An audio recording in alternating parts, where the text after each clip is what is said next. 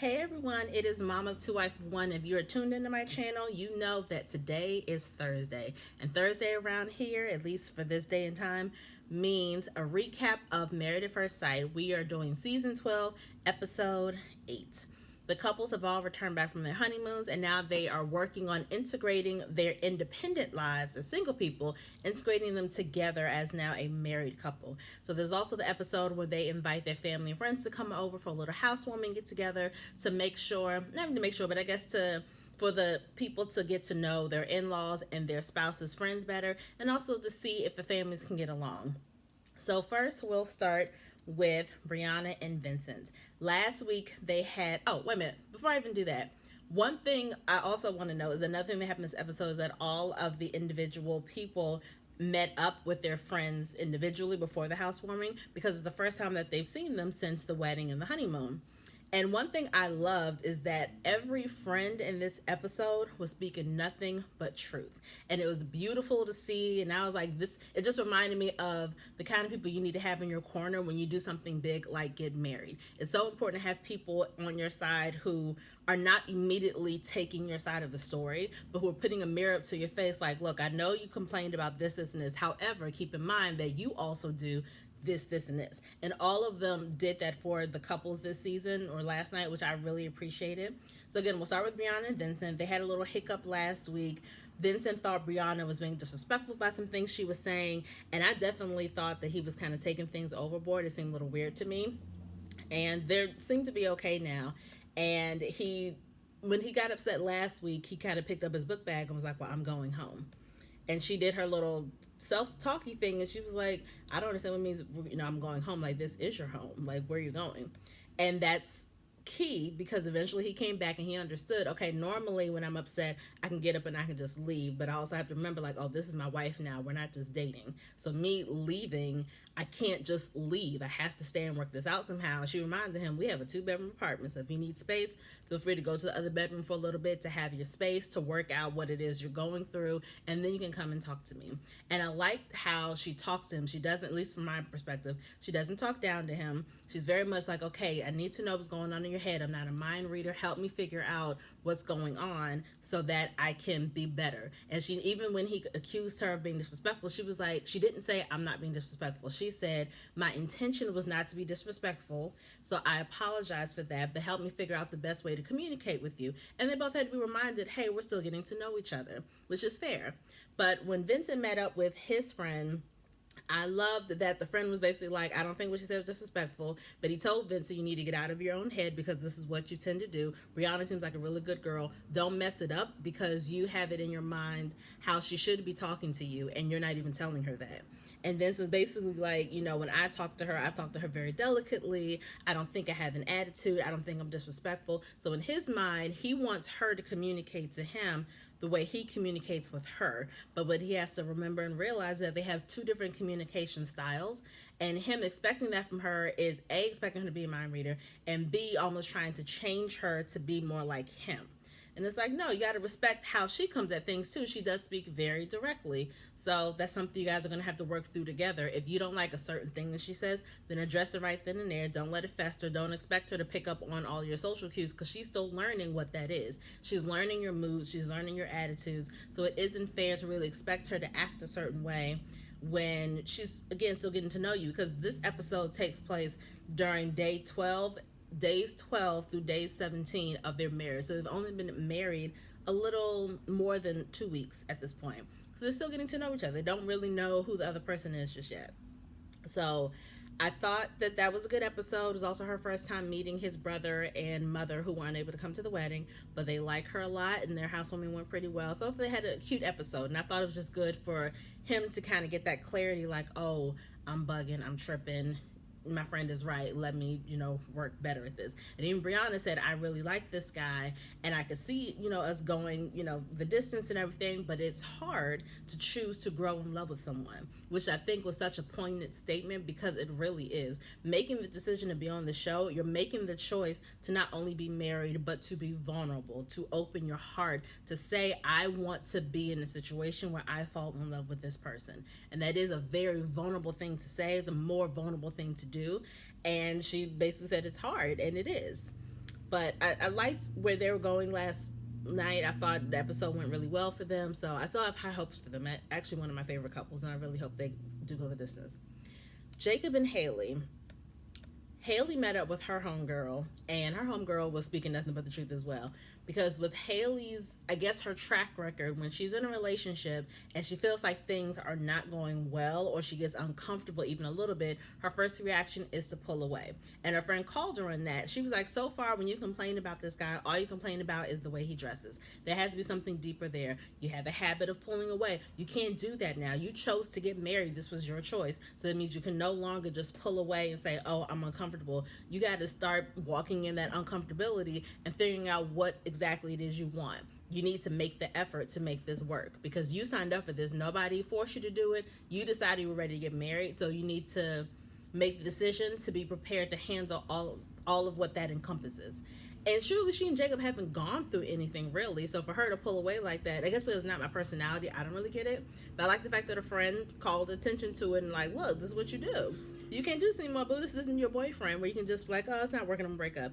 No, you're married. You have legal paperwork binding you to this person. You are living with them, seeing them every single day. You are going to have to figure it out, and you are going to have to get comfortable with being uncomfortable until being with him every day becomes just part of your norm and it's not uncomfortable for you anymore.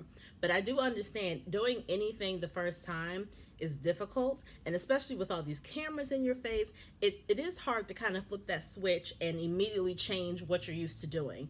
But again, when you get married, that's something you have to do, whether it's married at first sight or you've been dating for a while and get married to somebody. You have to make adjustments, not necessarily in personality, but in the way you handle situations. And some people are up to doing that, and some people are not. And if you're happy doing that and you don't think you need to change, then you shouldn't be getting married.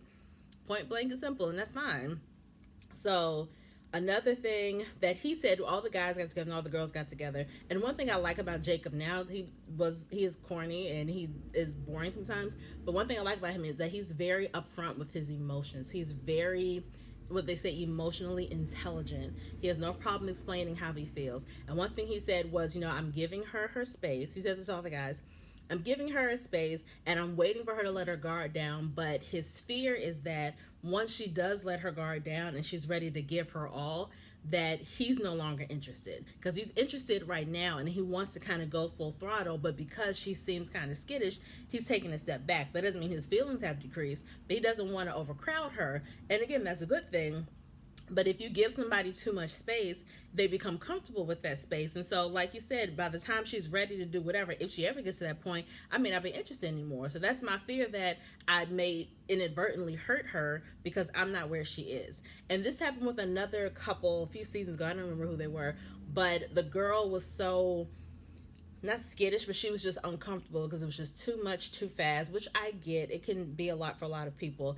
And so he was like, well, I want to, respect her and I want to make sure she's comfortable. So he slept in a different bedroom from her. He gave her all the space in the world. But the problem is when you do that, again, a person can get so used to that space and kind of go back to their quote unquote independent lifestyle before they were ever married. And now you are just becoming a roommate to them. So at some point you have to push, even if it's just a little bit, but push that person to start viewing you in a different way. Because once you have that space and you let them just be free, that person, again, is seeing you as a roommate. They're seeing you as a non-sexual entity. You need to kind of force them to get out of their comfort zone a little bit. It's not enough that they're married and they're living with you. They may just be like, oh, okay, well, nothing's broke. Like, we're good. We get along really well. We eat dinner together, but I have my space. He has his, blah, blah, blah. That's not sustainable. So I think they'll be okay, as long as she needs to start being as open and vulnerable as he is with expressing herself. But she also, again, needs to step outside of herself and be like, okay, I'm going to try my best. And I did see that the two of them were trying. They sat down, had a conversation, and she was asking him deeper questions about his interests, which I thought was a really beautiful thing. It wasn't so much about the 80s, which he's obsessed with, or their multiple dogs. It was actual deep conversations to really get to know one another. Who can't even talk? To really get the chance to know each other better and get to know each other's intentions and motivations. So I like the fact that they're physically trying. Like, you clearly see that, okay, I like this person as a person. I really want to get to know them better. So I like that we got to see that from them. And again, I don't really know if they'll stay together or not. I think I said before, I don't know. But they're making an effort, which is all anybody can really ask for. So the next couple is going to be Eric and Virginia. Eric, Eric I've always had an issue with because I feel like he talks down to Virginia and he talks down to other people. He just kind of talks to them like he's a father. And he met up with his boy and his boy told him the same thing. He was like, I don't want you to have it in your mind that, oh, I'm a trainer. I need to train her to be a good wife. I need to train her to do this, train her to do that. His friend was like, I don't want you thinking that you have to change this person because then she's going to resent you if she feels like that's your primary role in her life is to change her into the person you think she should be. And he talked about the partying. This is his first time willingly saying the partying is a problem for me because in his mind, she's married, she needs to slow down. In her mind, I'm 26 years old. And it's like he understands, like he says, I was 26 once. I remember doing all that stuff. But now I'm older, so I don't do that anymore. It's like, okay, that's fair. However, she hasn't gotten there yet. She is still young. But I do kind of understand where he's getting from. It's a matter of being willing to adjust, right? So she normally parties Thursday through Sunday with her friends without fail, constantly drinking, constantly doing whatever. He's with his job, he's gone half the month. But for instance, if she parties Thursday through Sunday, or let's say Thursday through Saturday, he happens to be there that weekend. In her mind, okay, great, he's here, now he can come with me partying. It's like, well, no, he already told you he doesn't like that. So the adjustment is maybe not partying that particular weekend. You can take a break. If you normally party every single weekend, that's, there are 4 weekends in a month. So if you take a break and don't do it one particular weekend, I think you'll be okay. So just take that one weekend and spend it with your husband and just do something quiet. Yes, you like to party and all that stuff, but it's okay to take a break at times. So I think she just needs to get in her head that we need to have an adjustment here.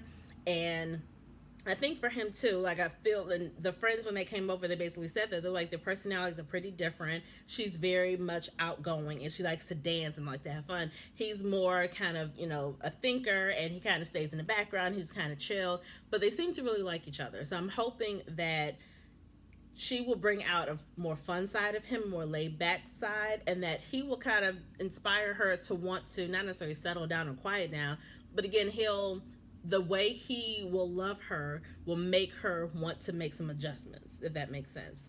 So I'm hoping that's what happens. And another thing that she was freaked out about is that he's very clear on male friends and men and women cannot be platonic friends unless there are a couple circumstances in place. And she's like, well, I have really close male friends, and so I don't know what to do. So to have their housewarming, she invited 2 of her male friends, her closest male friends, and he invited some of his people over. And the whole point was like, maybe if you get to know them, you'll see that they have absolutely no interest in me. They're not trying to get with me. These are literally just my friends.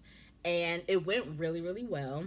Because I know that was a big relief for her. And that was a big relief for me too, because I was like, this could go a bunch of different ways. But he went into it with an open mindset, talked to the friends. The friends were like, we talk to her all the time. She really likes you. She wants to give it her all and all this other stuff. And that's exactly what Eric needed to hear, that, okay, my wife actually likes me and she wants this to work. And hearing it from her guy friends, I think went a really long way. Because if they're saying that and if they're like really in support of her decision, then obviously they're not trying to get with her. So I'm glad it went as well as it did.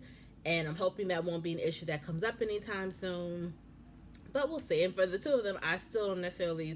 The only way they'll work is if they're both willing to give a little bit.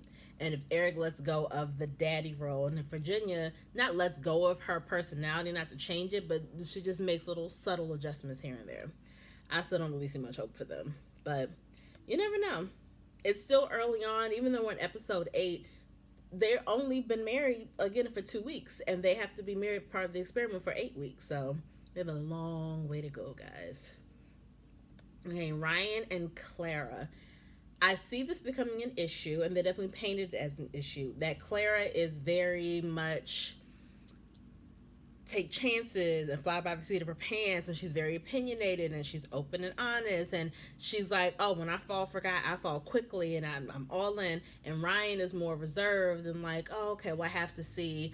He basically has walls up. I don't immediately trust people. And he was saying that to the other grooms. He was like, the way I approach things is, I don't trust you until you've given me proof that you can be trusted. Where she is, I trust everybody until they give me a reason not to trust them. So it's a very different approach, and they're kind of approaching the same thing in their marriage, where she said some comment at their housewarming party that I was really confused about. She was like, I have yet to see my husband with his shirt off. was like, how is that possible? Like, how, I understand you moving slow and not having sex. It's like, okay, that's to each his own. But to not even see him shirtless, why wouldn't he even, I don't understand that. You guys have basically been in close proximity every day for the past 15, 16 days. Why wouldn't she have at least seen that part of you? Like, are you really that, not sheltered, but are you really trying to move that slowly that you don't want her to see? Like, I didn't understand. It's not like she said, I want him to walk around naked, but even just being comfortable in that, that's another level of intimacy, that you're comfortable walking around a person half dressed or undressed or whatever. And I was just like, that's really weird that that hasn't happened yet. And she keeps saying over and over again, like, my fear is that I'm going to continue to fall for this guy, and he's going to break my heart because he's not going to have the same feelings, or he won't express the same feelings. And yeah, I definitely think she's going to get frustrated by that. And even Vincent said in his talkie about Ryan, he was like, I think if he holds back from her, it's going to be a problem. Clara will get frustrated really quickly. And she already mentioned it. She was like, I'm physically and sexually frustrated. Because she said in the first couple of days, they didn't even kiss each other. And when you see them sitting beside each other, like just talking, she has her legs over his lap, he has his hand on her ankle. So they definitely are comfortable touching each other. But maybe they're just not big, not in there, I think it's him. Maybe he's just not big on PDA, which some people are not, and that's fair. But, if you know your wife needs more, then you need to give her more. And I thought I heard a child at the door, which I probably do. It should be all right. But, if you know that your wife needs a little bit more, then even if you're uncomfortable, even just a little bit. So I think he needs to make that step. But again, I just hope at that point she's not frustrated and she's not like, well, forget it, he's took too long. So we'll see what happens with him. I think they'll be okay. But one of the notes that I put is that maybe if this is what she wants, if she wants to move the relationship along, and obviously it's a little more accelerated because they're on camera and they have 8 weeks to do this whole experiment, even though hopefully the goal is to be married forever. I suggested that she needs to ask him specifically, is there anything that I can do to get you more interested in, not even just sex, but interested in more intimacy? Is there something that I should be doing that I'm not doing? Is there something I should say or wear or cook or whatever to make you feel like you can trust me? You can trust this. You can trust that I'm in it for the right reasons. You can trust that I'm here for you. You can trust that you can just trust me. And trust me in the way that you feel vulnerable around me and you don't mind walking around shirtless, or don't mind talking to me about things, or don't mind kissing me or whatever. Even just having those conversations about, okay, this is having the intimacy conversation, which I'm sure they're going to do later on in the season anyway. It's just having that conversation of, okay, these are the things that I like being done to me during sex. Or this is how I like somebody to initiate sex. Or I really like holding hands. I really like hugging. I really like somebody hugging me from behind. Even small things like that are, intimate. And if he's not doing any of that stuff... Okay, thank you. They're both the same, so either one, okay? Okay. Thank you.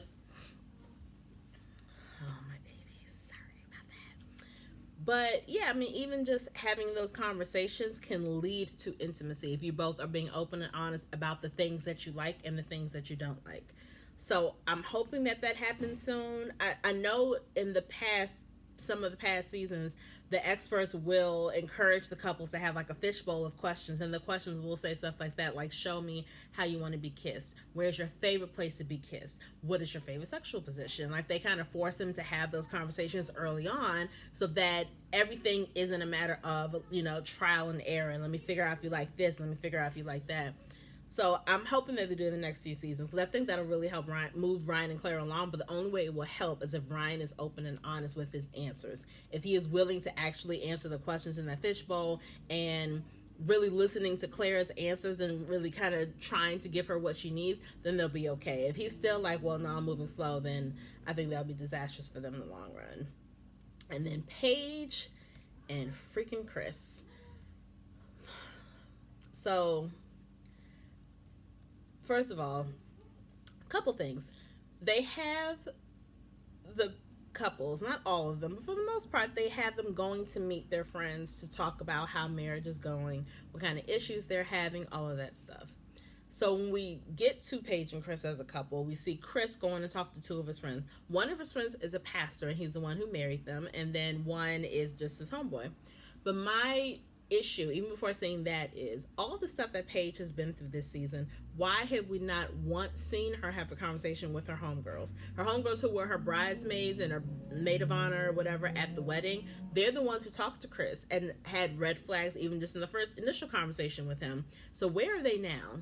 And I'm sure she's talked to them. She had to have talked to them. But why haven't we seen Paige talk to her homegirls, talk to her mama, talk to her dad, her stepdad, whoever? We haven't seen her talk to her own people, which bothers me. Because everyone else has had a chance to either talk to a friend, a parent, or whatever about what's happening, and none of them have gone through as much as Paige has. So why hasn't she been given that avenue to really express herself and express her frustration? Because I would love to hear her friends. I would love to hear her mom give their piece on it. And I know it's because she chose not to film that. That could be a personal choice. Maybe it is. But I would have loved to see that. But I think not, if it wasn't a personal choice, if the producers decide not to do it or whatever, I think that's a real disservice. Because every time we see Paige, it's her defending him.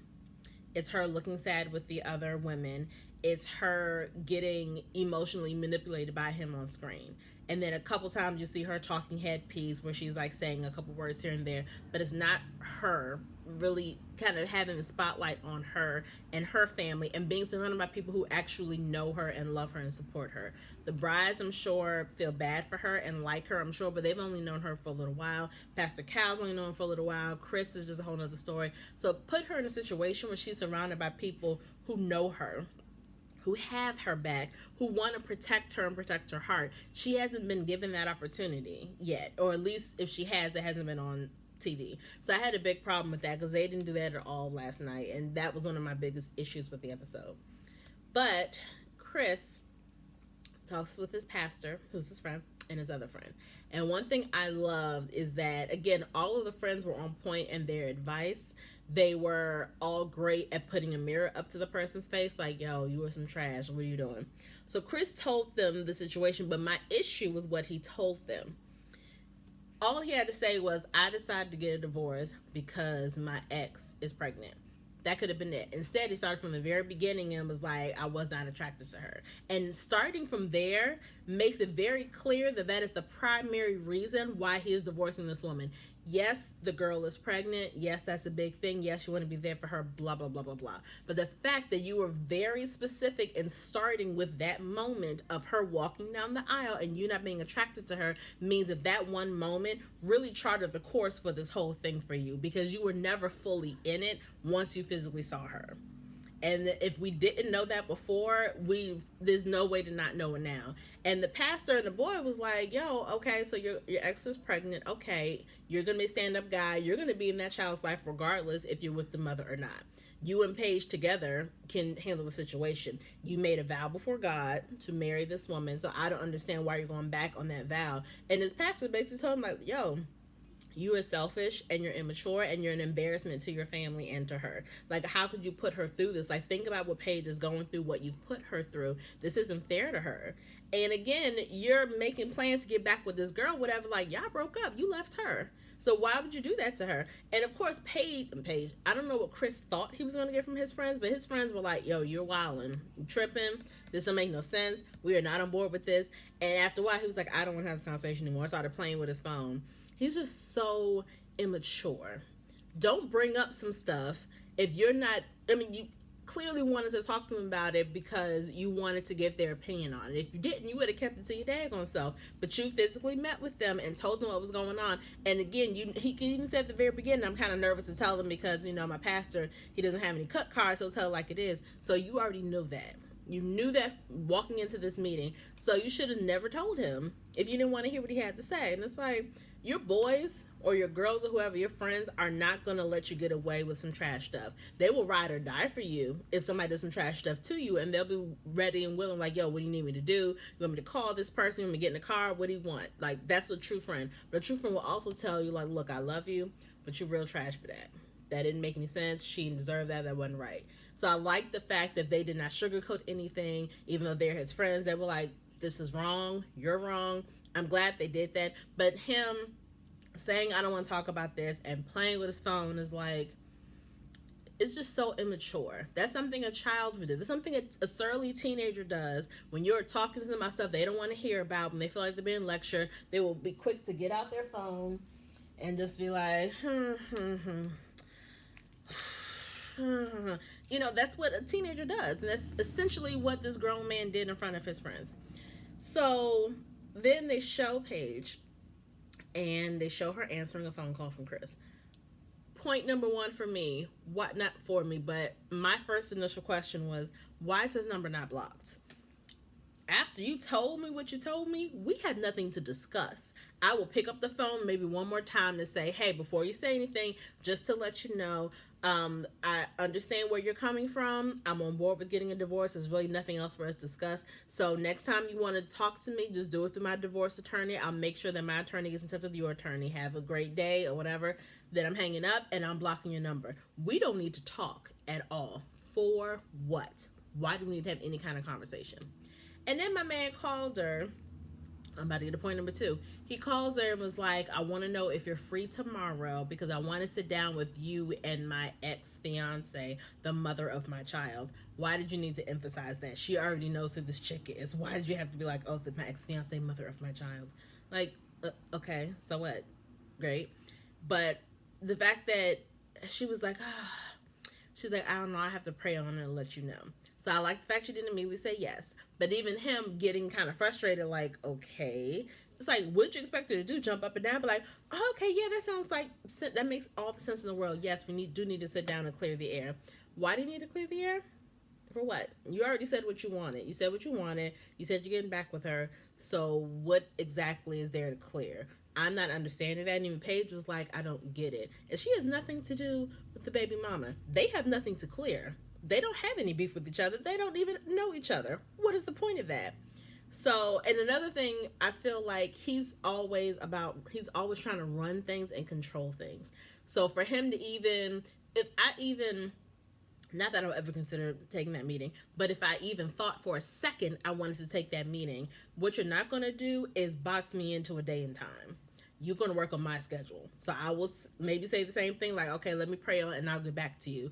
I may not get back to you for a week, a couple months, who knows? But that's up to me to decide, A, if I want to have this meeting, and B, where and when it's going to freaking take place. Don't try to box me into a day and time. I'm not working on your schedule anymore. That's not the way this works, sir. You are no longer my husband. And one thing I did notice is that at least Paige took off her ring. So at the bare minimum, she did not have a ring on when she answered that phone. So at least that made me feel good. But it's still like, why do you need to meet with this fool? So they met up. I'm looking at my notes. So if I look away, it's because I'm trying to make sure I don't forget anything. So let's see. She decides to meet because she's like, I feel like I've given him too much of my power. I need to take some of my power back. In my head, if you really want to take the power back, you would have called him and said, no, thank you. We don't need to meet up. That's just my personal opinion. I don't know what she thought the meeting was going to accomplish. Like, if she felt like because this is another thing. We know Paige can get buck. Because when she called the producers, after he said, I want a divorce, she called the producer put it on speakerphone. You heard her cursing up a storm like, man, forget, I'm about to air all his mother effing stuff out, and how dare you, blah, blah, blah. You see that she has that in her. She has that ire, that fire, that pissed offness that all people get when they've been screwed over. So you would think, and I think from a viewer's perspective, you're expecting her to do that in front of Chris. And I was telling my mom this, she doesn't bring him when she's in front of him at all. She still speaks kind of quietly. She speaks her mind, but she's still kind of like, well, I don't know what's going on. Like, he told me one thing, but then he's doing this. Like, I'm just so confused. And I realized, at least this is my interpretation, she's doing that because she is on camera and she is a black woman. She does not want to be pegged as the angry black woman or the stereotypical black woman who just goes off and curses another black person out. So I feel like in the back of her mind, that is very much a point for her. And she's like, okay, I'm mad, but I can't present myself in this way on national TV. That is my personal opinion. And I can understand that, but it sucks that she has to even have that in her mind to really tamp down her own emotions because she doesn't want to be viewed a certain way. I'm assuming that's what it is. If it's not, whatever. But if that's it, like, that's really sad that most black women tend to do that. They're like, I don't want to be disrespectful to my race, to my family, to whatever, and just be that woman that's going to go off like, yeah, and then you did da-da-da-da. She don't want to view. I feel like she doesn't want to be viewed that way, so that's why she keeps it real cute and real calm when she's in front of him. So she meets up with the fiance and with Chris. Fiance, her name is ex-fiance, sorry. Her name is Mercedes. She's a very pretty brown-skinned girl. She comes in first, and no, Chris comes in first, but I feel like this was intentional. Paige is sitting on a chair. There's a couch right there, like right beside her. Chris comes in first and sits the furthest away from Paige, and then Mercedes comes in and has to sit directly, like, closest to Paige. So they're sitting, and I'm pretty sure the editors didn't make this up, didn't edit the scene to look this way, but everything was just super, super quiet. So Paige leads off the conversation, and Mercedes basically having a conversation. Chris is looking up, he's looking down, he's playing with his fingers, he's crossing his legs. He's not saying a word, and it's like, you're the one that called this meeting. So if you called this meeting because it was so important to clear the air, then why aren't you talking? What do you think needs to be cleared? And I was talking to my mom about this, and she was like, I think that he had Paige come, 2 reasons. She thinks that Paige was invited to this meeting so that Chris can kind of rub it in her face how pretty Mercedes is. Like, ooh, look at her with the long hair and with the nails and with this. Almost trying to rub it in, I guess. But I was like, what's the point of him even doing that? Like, you left her. And then the other thing, she thought that maybe Paige was invited because Chris expected Paige and Mercedes to get into it and to, like, almost like fight for him, which would be a great ego boost for him. But it's like, why would they even do that? You broke it off with her, and they never met each other. Paige has no beef with this girl. Mercedes had no beef with Paige. Mercedes, like, I found out he was married to you when I called to tell him I was pregnant. And when they were still sleeping together, Paige wasn't even in the story yet. Yes, Chris had started the process of getting married at first sight, but he hadn't yet met Paige. So she couldn't be mad. It wasn't like they had sex when they were married. So it's like, I don't know what he expected from that, but the fact that he didn't say anything is like, why? What are you doing? So they're having a conversation, and Paige is basically like, I'm just so confused with everything. This is a lot. I definitely have no ill will toward you. And Mercedes is like, yeah, I don't have any ill will towards you either. And they kind of kept looking at Chris, and he's not saying anything. It's like, how did you expect this relationship to go? I mean, this meeting to go. What did you really expect from this? And so they did all the talking, and Paige said something like, yeah, I just thought it was just so weird when he told me that, all this stuff happened, told me you were pregnant, whatever. And it's weird because, like, there's a chance that I could have been pregnant. And Mercedes was like, and looked at Chris. And basically, Chris had hinted that they had been intimate, that he and Paige had been intimate. He didn't go into detail. He didn't say that they've had sex almost every day and it's been unprotected. He didn't mention any of that to her because why do that? Didn't mention that he was intentionally probably trying to get Paige pregnant so he could have a honeymoon baby. That was never brought in the conversation. Also, Mercedes was like, oh, he didn't mention any of that to me. Okay.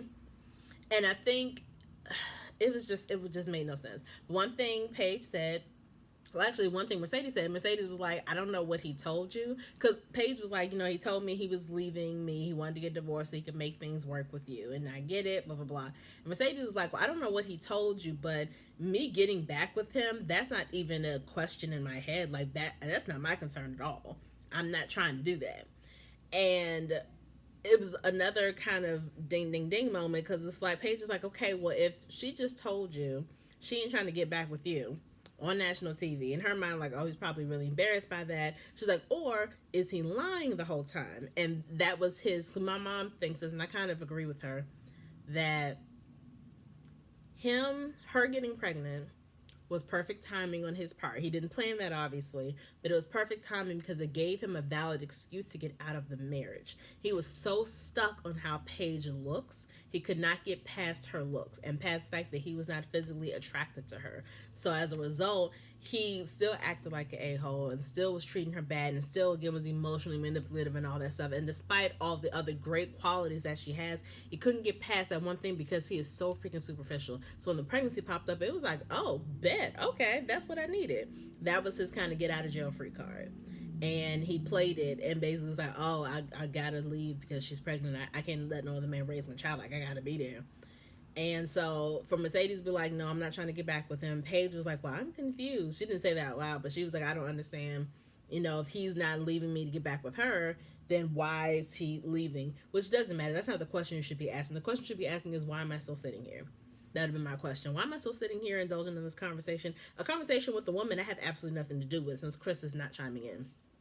And then occasionally he got in the conversation, but it's like, because Paige said something like, when I got into this experiment, I signed up with the purest of intentions. And she's telling Mercedes this. Chris might just not say anything the whole time. And then he comes and chimes in. And he was like, well, no, my intentions were pure as well. Because I guess in his mind, her saying that indicates that he didn't come in with those intentions. And because he didn't say anything the whole time, she's looking at him like, okay. She's like, anyway, I came with pure intentions. She's like, but the fact that he came into this thing still knowing he was in love with you, and yes, baby. Okay, leave it on the table, okay? Thank you.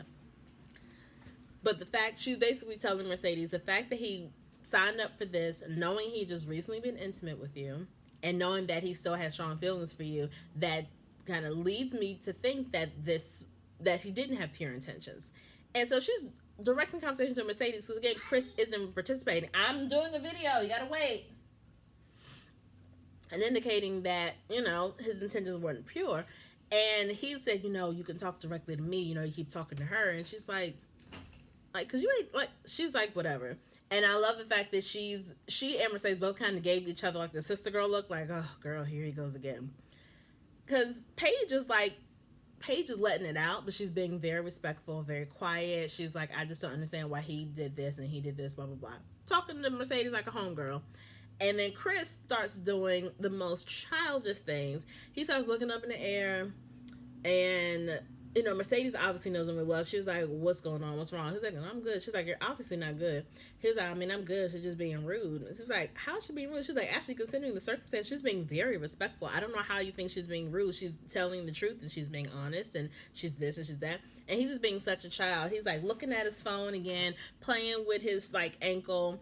And then Paige is wrapping things up with Mercedes, and Chris starts talking like, ooh, I just can't, talking over Paige, but it's like, I can't wait to go home. I'm going to get some food. I'm going to order some food, and it's going to be so good, and I'm just ready. And it's like, what? You are such a child. You are a freaking child, and it makes no sense whatsoever why you're like this. You are a grown freaking man.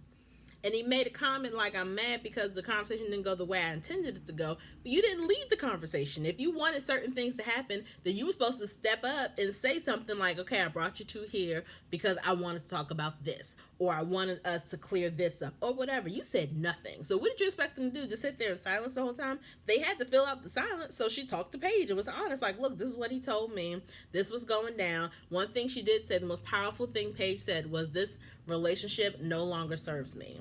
So I'm ready to walk away. I know I deserve more than this. I know I'm so destined to be somebody's wife. I just know that this ain't it for me, right? Which is fine. So she's finally ready to walk away, which is great. But it's like, he's just so immature. He's so childish. And next week, they showed a preview, and he and she are meeting again. Why? Why do you need to meet? And I think I did hear something that, I guess, contractually, when you're on this show, even if you decide to break up early, you still have to have that screen time, because the producers put a lot of money into the show. They pay for the wedding, they pay for the apartment, they pay for the honeymoon. So it was like, yo, we need a return on our investment. And I think the rule is, if they're not on screen for that whole time, even if the marriage is not great or whatever, they got to pay a fine of like $100,000 or something. I don't know how true that is, but if it is, that's the only viable excuse I can think of for her continuing to meet up with him. She has absolutely no reason to do that. So that was season 12, episode 8 of Married at First Sight. These people are still, Paige and Chris are just a lost cause. I'm glad she finally got some cojones, and she's like, okay, I'm done.